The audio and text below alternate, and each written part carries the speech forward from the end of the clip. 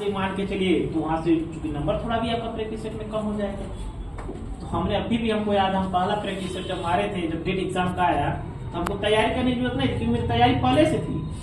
हमको केवल practice set की शुरुआत करना था। हमारे 52-53 नंबर आसपास आया अपने शोल जो मारे, और उसके बाद जब हम रेगुलर हुए तो मेरा 90 से कम कभी आया ही नहीं। उस प्रैक्टिस सेट में जिन ऑलरेडी 8-10 प्रश्न गलत हैं, और वो तो 8-10 प्रश्न को जब हम टच करते थे हमारा समय भी व्यतीत करते थे, क्योंकि जब आंसर नहीं आएगा तब सोचेंगे फिर इसको लगा कहाँ गलती कर दी है।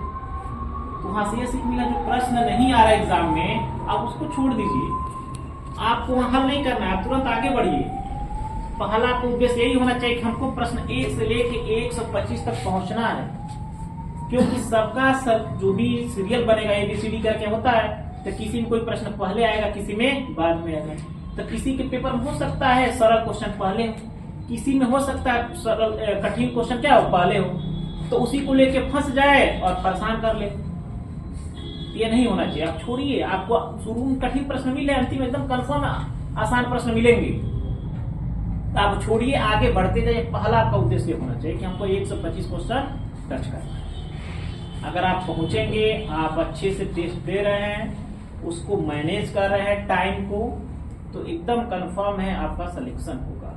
प्रैक्टिस सेट तो एकदम कंफर्म, आप कितना भी अच्छे से नॉलेज ग्रहण कर लीजिए, अगर आपने प्रैक्टिस सेट नहीं लिया, अभ्यास नहीं किया टेस्ट में, तो बहुत मुश्किल है टाइम को मैनेज करना। और ये भी हमको मोटिवेशन हमने बताया ना कहाँ से मिला, ये हमको मिला SSC वाले बच्चों से, क्योंकि हमने जहाँ लाज में रहते थे हमारे साथ बहुत सारे SSC बच्चे तैयार कर, वो डेली प्रैक्टिस सेट, कुछ भी हो जाए उनको डेली कंफर्म था प्रैक्टिस सेट देना, और सब बच्चे सेलेक्टेड है।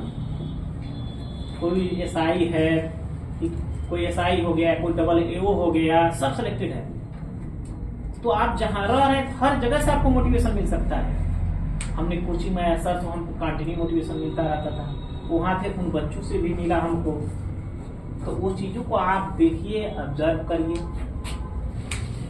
अब बाकी प्रश्न लगाने का तरीका भी आपके पास थोड़ा सा कुछ अलग होना ही चाहिए, जो आपको टाइम, क्योंकि आपको 125 क्वेश्चन सबको सॉल्व तो कोई नहीं कर पाएगा। आप भी जानते हैं मैथमेटिक्स है, तो इसीलिए एग्जाम में जो पेपर बना, हमने अपना एनालाइज जो बता रहे हैं, अंतिम के 2 साल के जो PGT के पेपर बने हैं, वो पुराने पेपरों से बहुत डिफरेंट है।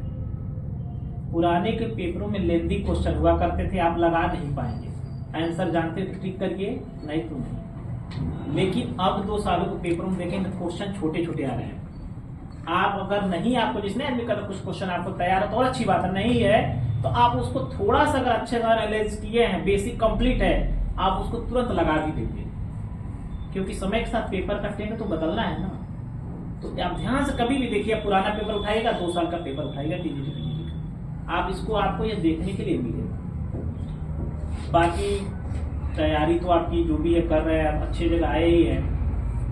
बाकी कुछ पूछेंगे तो उस तरह से जवाब देना और सही रहेगा।